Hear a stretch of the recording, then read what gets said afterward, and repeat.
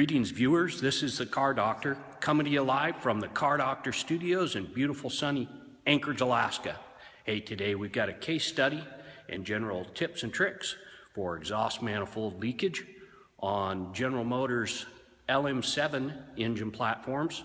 That's the Vortec 5300 series, 5.3 liter, produced from around 1999 through 2007. The case study vehicle here is a 2003 Chevy half-ton Suburban four-wheel drive. The left front exhaust manifold is leaking, bolt is broke off in the cylinder head, and we need to remove the exhaust manifold, extract the broken bolt, and replace everything and get this thing back on the road. We want to be very careful about addressing exhaust gas leakage and the subsequent infiltration into the interior of the vehicle, just because exhaust gases contain very harmful byproducts of combustion, like hydrocarbons and most dangerous, carbon monoxide. It's an odorless, tasteless gas which can kill people. So we don't want to be putting the kids in the back of the vehicle and driving to the Kenai Peninsula and trying to wake them up 3 hours from now and find out that they don't wake up. So this customer has brought the vehicle in, and we're going to address this issue. We're going to replace the exhaust manifold because the tendency for these manifolds is to warp, and even though we could take it to a machine shop and surface it, the replacement castings available from Dorman in this kit seem to be a very stable casting, and I've never had one come back with a leakage problem, so I'm sticking with what I know works. It's a cost reasonable fix. The manifold kit is available for purchase aftermarket at under $100 and includes all the hardware you'll need except for the replacement bolts, of which I've got a kit because one of them is broken. We're going to need to extract that, and I'm going to replace them all, and we're going to get this thing back on the road. So right now we're going to go ahead and pull the left front tire and the left front inner wheel well on this vehicle. Since it's going to be a lot easier to access things, you don't have to do it this way. It's going to help me film the process better, but also I've got a vehicle lift, which makes it a little bit easier to do these things. And, you know, I don't like working too hard, so that's what we're going to do today. Okay, first we're going to remove the tire.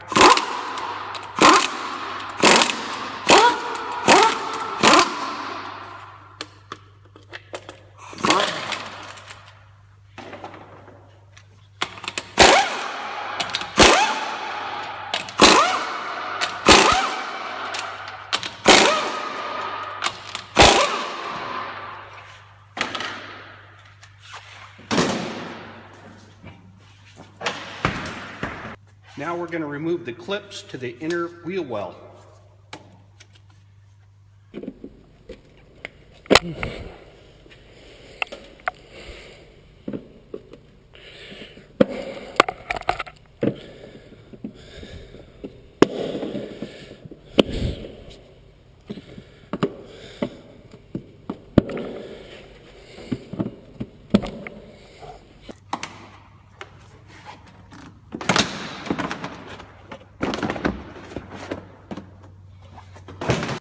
Now I'm going to remove the spark plug wires off of the spark plugs. I like these spark plug wire tools for getting these wires off.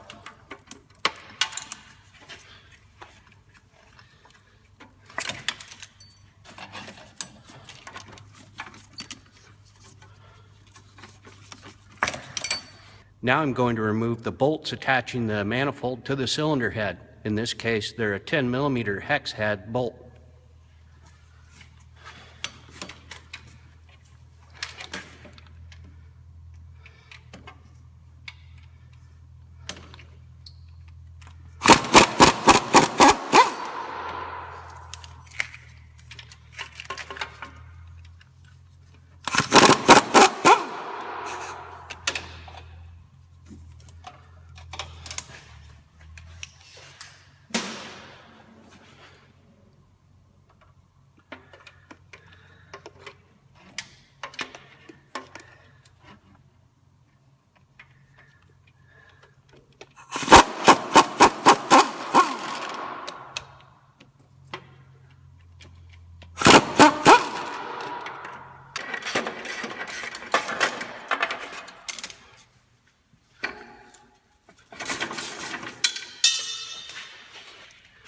The rear bolt is the most difficult to get to.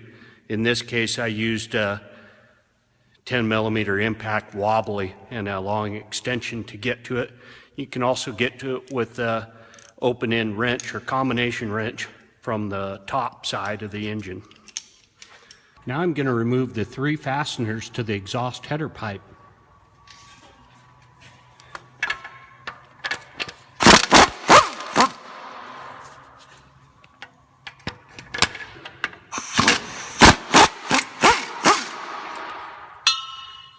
In this case, I needed to disconnect the lower steering shaft to enable removal of the left exhaust manifold. To do that, I bungee corded the steering wheel in place to avoid damage to the airbag clock spring harness, and then removed the single bolt attaching the lower steering shaft to the steering column shaft. Then that allowed for removal of the exhaust manifold.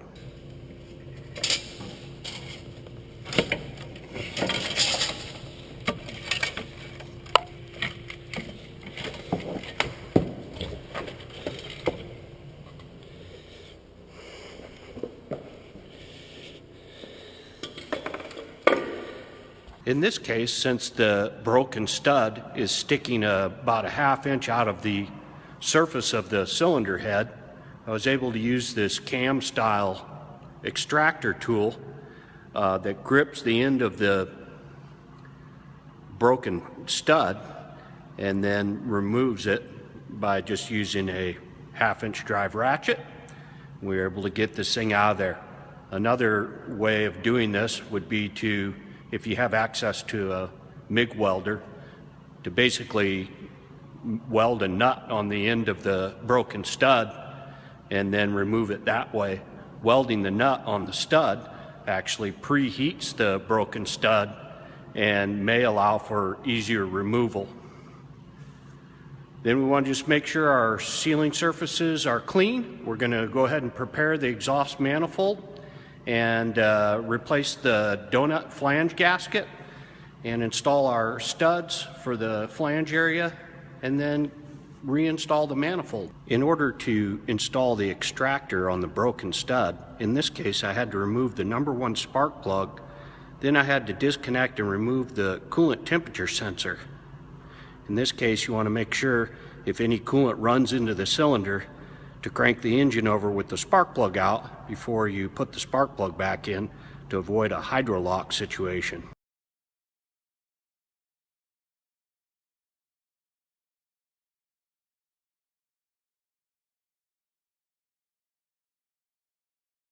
Again, this Dorman kit includes the manifold stud kit, the manifold flange gasket, and the manifold gasket.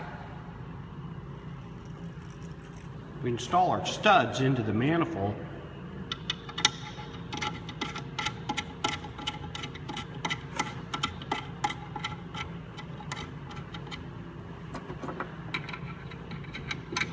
Now we place the flange seal on top of the header pipe in the small groove.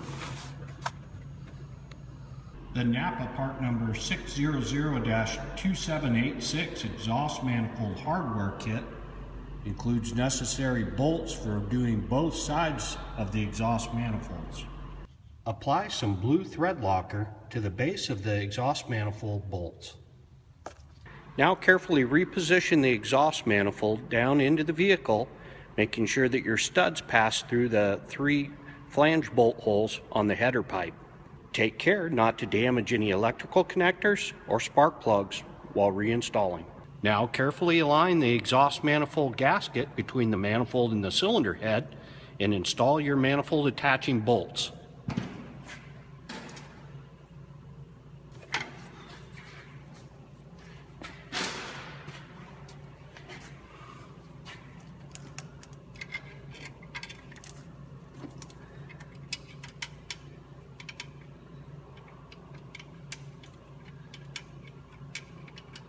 Now evenly tighten all the bolts starting from the end.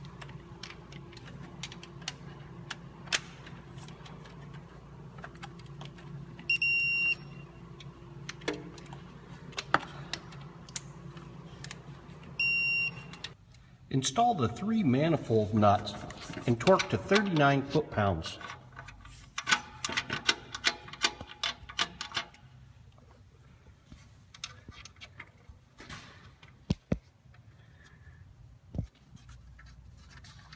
Some aftermarket exhaust manifolds may have a plate covering outlets for other applications' air injection systems. Be sure that your cover plate fasteners are securely torqued.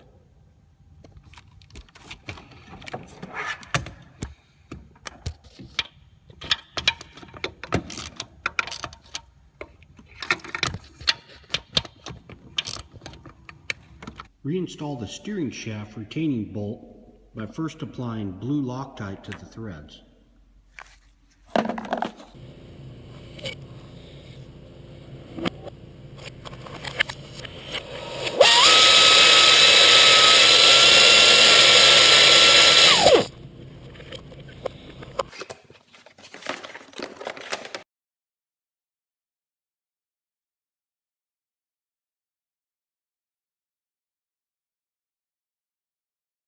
Now go ahead and reinstall your ignition cables. Make sure they're fully seated. Go ahead and reinstall your inner fender well and get your tire back on. And after you start things up, let it warm up and double check it for leakage, and you should be good to go. So once again, this has been the Car Doctor, and I really appreciate you watching my videos. I hope this one was helpful. Thanks for the likes and subscriptions to our channel, and I wish you good luck with your repairs today. Have a good one out there.